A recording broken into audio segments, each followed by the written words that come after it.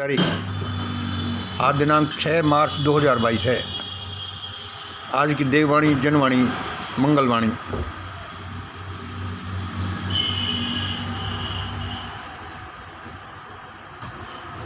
आज का विचार सुनिए। हे ईश्वर, तू लोगों को सद्बुद्धि दे देता तो तेरा क्या बिगड़ जाता। अभी मैं सुबह सुबह सोच रहा था कि हे ईश्वर, तू लोगों को सद्बुद्धि दे देता तो तेरा क्या बिगड़ जाता। मैं सोचता कि ईश्वर ने तो बहुत बुरा किया, ये लोगों को सद्बुद्धि नहीं दे रहा, वरना न तो ये पाप करते न कोई बखेड़ा खड़ा होता। लेकिन ये मेरे विचार बहुत पहले के थे, जो मैंने आज भी लिख दिए, क्योंकि आज भी जनरली हम सब यही सोचते हैं। लेकिन इस दुनिया ने, परमात्मा ने ये दुनिया वैसे नहीं बनाई। इस दुनिया में हर एक चीज़ का महत्व है, और शायद इतना महत्व है कि वह बहुत ज़रूरी है।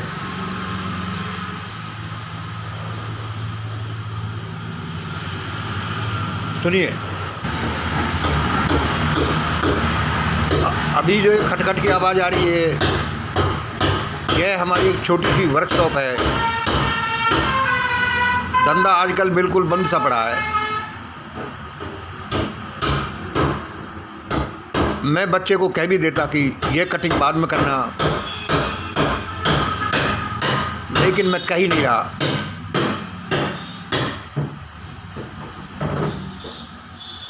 क्यों नहीं? क्योंकि यार ये न तो दुकान चल रही, न ये मेरा ये प्रोजेक्ट चल रहा। आगे सुनिए। मुझे दुख है कि मेरे फैमिली, कि मेरे जो महान भारत परिवार है, मेरे जो भारत परिवार है, उसके कुछ फैमिली मेंबर के षड्यंत्र की वजह से, भारत परिवार के कुछ फैमिली मेंबर के षड्यंत्र की वजह से पूरा भारत परिवार एक भयानक संकट में आने वाला है। मैं ऐसी भाषा कई बार बोलता ही रहता हूँ। आप कहोगे कि भाई यार, ये निगेटिव भाषा मत बोला कर, ये कड़क भाषा मत बोला कर, कि मुझे भी अच्छा नहीं लगता। लेकिन मैं ये इसलिए बोल रहा हूँ कि मैं ये जो कंक्लूजन दे रहा हूँ, भगवान करे ऐसा नहीं हो। कुछ षड्यंत्रकारियों की वजह से पूरा भारत परिवार तड़फे नहीं। लेकिन अभी जो हालात ऐसी बन रही हैं कि लोग इन विचारों को पकड़ नहीं रहे। जरूर नहीं कि मेरे विचारों को ही पकड़े हैं, इस तरह के विचारों को पकड़ नहीं रहे, और भारत एक भयानक तकलीफ़ की तरफ बढ़ता चला जा रहा है। भाई ये कैसे, ज़रा देखो। यूक्रेन 5 करोड़ का देश है, और भारत उससे 28 गुना ज़्यादा, 140 करोड़ लोगों का देश है। जब यूक्रेन में इतनी बड़ी विभीषिकाएं हो सकती हैं, तो भारत में क्या होंगी, और क्या ये भारत में होंगी? हाँ, मुझे ये विभीषिकाएं भारत की तरफ बढ़ती हुई दिखाई दे रही हैं, और बहुत पहले से दिखाई दे रही हैं। हमने हिरोशिमा और नागासाकी की विभीषिका नहीं देखी। अभी थोड़े दिनों पहले ही सीरिया की भी विभीषिका हमने नहीं देखी। ज़रूर कुछ खंडहर मकान देखे, क्योंकि वह 2 राष्ट्रों का आपसी युद्ध नहीं था,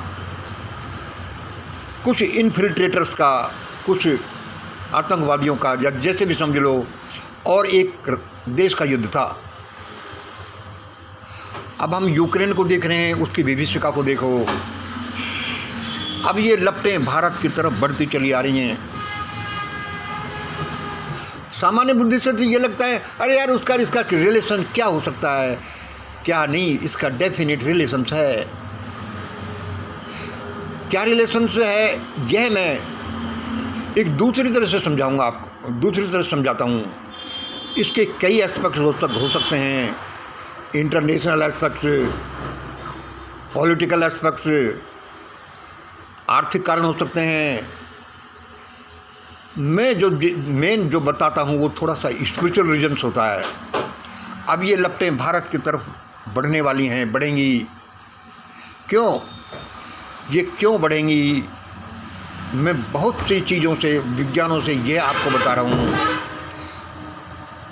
संक्षेप में ये सुन लीजिए। जैसे पानी किधर बढ़ेगा, जहाँ उसको ढलान मिलेगा, जहाँ उसको ढलान मिलेगा। इसी तरह से आप ये देख लो, कोई भी लपटें किधर बढ़ती हैं,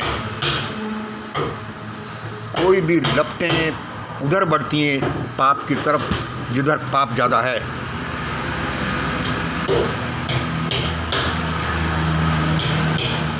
और भारत में पाप बहुत ज़्यादा है। ऐसा नहीं कि दूसरे देश अछूते हैं, पाप नहीं है, लेकिन यहाँ पाप की कई लेयर्स हैं। शेर कहता है मैं भूखा हूँ, किसी को भी खा जाऊँगा। शेर कहता है मैं भूखा हूँ, किसी को भी खा जाऊँगा। मेरी भूख मिटने पर अब तुम सब खाओ,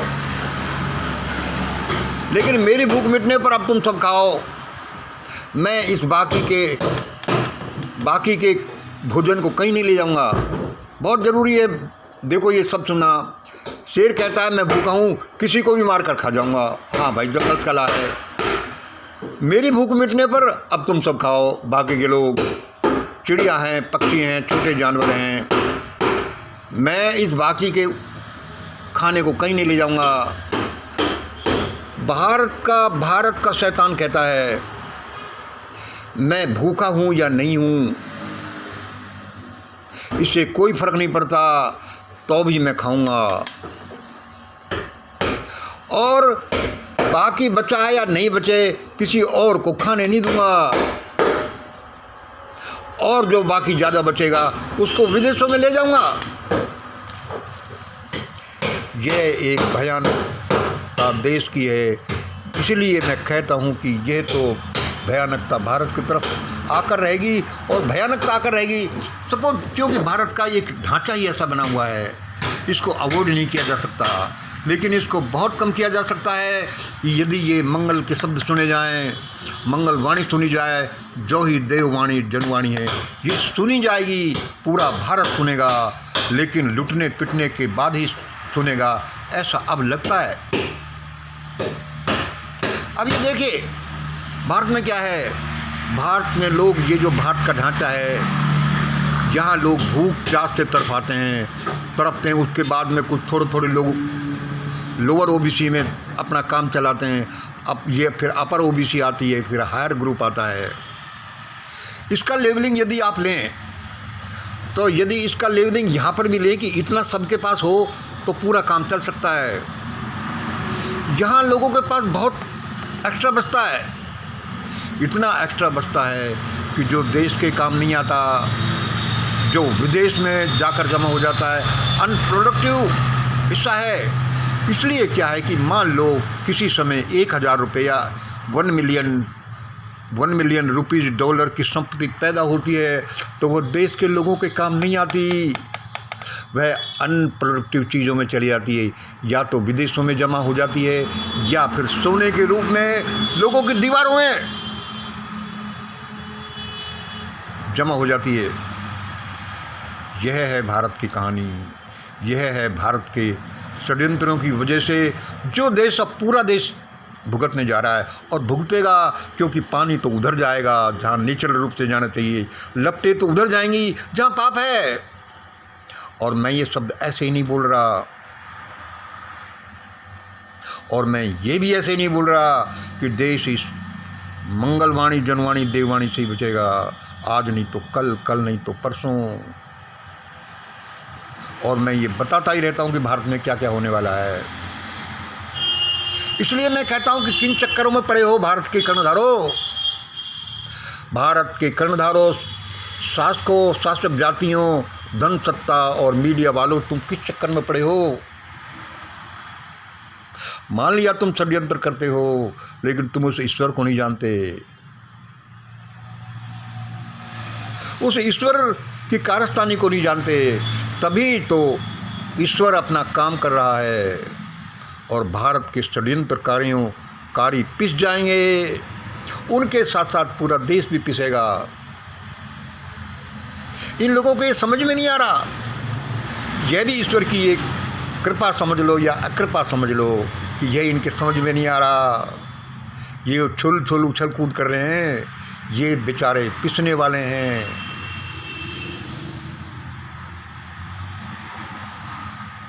कौन षड्यंत्रकारी? कोई शरीर अपने ही अंगों को किडनी को, हार्ट को, पैर को अपाइज करके जीवित नहीं रह सकता। शरीर का मतलब या दिमाग ये कहे कि पैरों को बांध दो, हाथों को बांध दो, लंग्स को बांध दो, किडनी को, हार्ट को, इनको तो बांध दो, ये क्या काम आएंगे? बस मैं दिमाग ही हूँ या मैं सिर ही सिर हूँ। कोई शरीर जीवित नहीं रह सकता।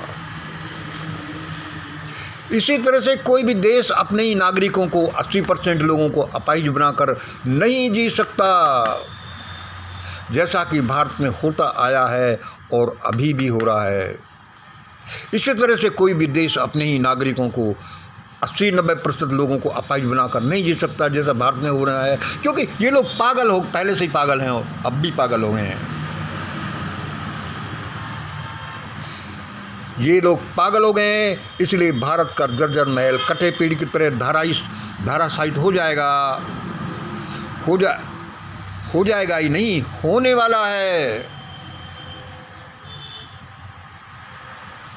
इसलिए पूरे देश पर संकट आने वाले हैं। फिर इन सब शेर सिंह लोगों को में भगदड़ मचने वाली है, चिल्लाहटें होने वाली हैं।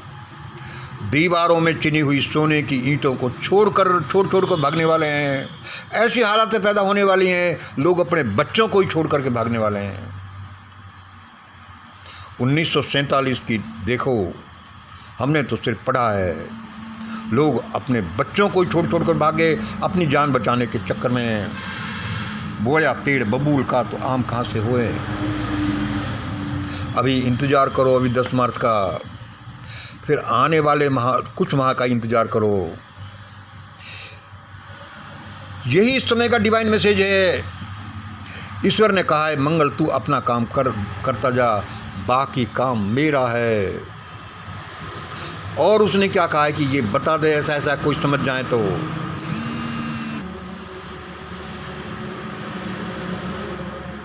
षड्यंत्रकारियों की वजह से इन्हीं के नहीं, पूरे देश के परखचे उड़ जाएंगे। अरे कुछ तो सोचो। कोई भी समस्या को ले लो, और तो नकली चीज़ों का क्या है, दवाई और हल्दी मिर्च तेल को देखो, मिलावटी सामान से बाजार भरा पड़ा है। कोई इंस्पेक्टर, कोई कर्णधार, कोई मिनिस्टर, कोई अफसर नहीं कहता कि ये क्यों हो रहा है। एक ही दिन के ऑर्डर में दुनिया कपकपी छूट जाए कि भाई अब ये मिलावटी सामान नहीं रखना। लेकिन वही चक्कर है, अरे ये तो अपने व्यापारी हैं, अरे इसमें हाथ मत डालो। हजारों लोग, हजारों बच्चे अंतरजातीय विवाह करने के चक्कर में जान दे देते हैं, रेल के आगे कट कर मर जाते हैं। न तो वो समाज की विभिषिकाओं से लड़ पाते हैं। क्या करते हैं सर, कोई कर्णधार, कोई संस्था, कोई चीज़ नहीं कहती अरे भाई पिछले साल इतना लोगों का हुआ, इस साल इतने लोगों का कर क्या रहो, सो दैट कि ये मिनिमाइज किया जा सके। भारत के षड्यंत्रकारियों का दिल कितना कठोर है। अब भारत में क्या हो रहा है और आगे क्या होगा, जैसा हम बताते रहते हैं लोगों चेत जाओ। भारत की असली समस्या यह है, खाएंगे हम, किसी को खाने नहीं देंगे। बागी बच जाएगा, उसको या तो विदेशों में लेकर चले जाएंगे या फिर सोने की ईंट खरीद कर दीवारों में रखने। देखना ये सोने की ईंटें ये दीवारों में रखी रह जाएंगी। जब 5 करोड़ के यूक्रेन में ऐसा भयानक तांडव है, 28 गुना 140 करोड़ के देश में क्या होगा। अभी भी 20% लोग 70% नौकरियों में अपना दबदबा रख लो। 70 साल की आज़ादी के बाद ये हालत है। और विदेशों में जहाँ 11 लाख स्टूडेंट्स पढ़ते हैं, 20,000 स्टूडेंट तो सिर्फ छोटे से देश यूक्रेन में थे, और वे यहाँ से किस हिसाब से गए हैं? सारे पैसे वाले, सारे जहाँ सामाजिक न्याय नहीं, वहाँ देश भयानक लपटों से गिर जाएगा, ये पक्का है। इसलिए कहता है मंगल, ये सुन लो। बहुत कम लोग हैं जो इस विभीषिका को समझ रहे हैं, जैसे रावत भाई हैं, मनमोहन मिश्रा जी हैं, और बहुत से 10-5 हैं। लेकिन ये तूती की सी आवाज़ है। 138 करोड़ लोगों के देश में 10-20 लोग मिले हैं, लेकिन ये ईश्वर का एक अद्भुत न्याय व्यवस्था है। उसने ये क्यों बनाया? उतार चढ़ाव, यही नियम सबको न्याय देगा। और देखना, षड्यंत्रकारियों की वजह से देश भुगतेगा, लेकिन ये तो ऐसे भुगतेंगे कि बाद में नहीं कहेंगे कि हमें ऐसा करना है। ऐसा ही होने वाला है। वीडियो को लंबा नहीं करूँगा। भारत में बुरा होगा क्योंकि हम उसके लायक हैं। विभीषिकाएँ आपको ये कीव में, खारकों में दिखती हैं, ये बढ़ती चली आ रही हैं इंडिया की तरफ, भयानक रूप से बढ़ेंगी। जिस देश का राजा ये कहता है, ऐसी भयानक वाणी बोलता है, गलवान घाटी दबा लिया, कहता है कहीं कोई नहीं घुसाएगा, नहीं कोई घुसाएगा। अरे कुछ तो सोचो, क्या होगा इस देश का? जिस देश का राजा फर्जी डिग्री लेता है, तो इन इतने स्टूडेंट्स में कितने फर्जी डिग्री ले रखे होंगे, कितने एम्प्लॉयज़ की फर्जी डिग्री होंगी। इसकी बात मत करो। अब सबकी बात होने वाली है, वह सबका हिसाब करने वाला है वो परमपिता, जो इस दुनिया को, हमारे ग्लोब को नहीं, ऐसे करोड़ों ग्लोब्स को चलाता है। आज इतना ही। जय हिंद, जय भारत।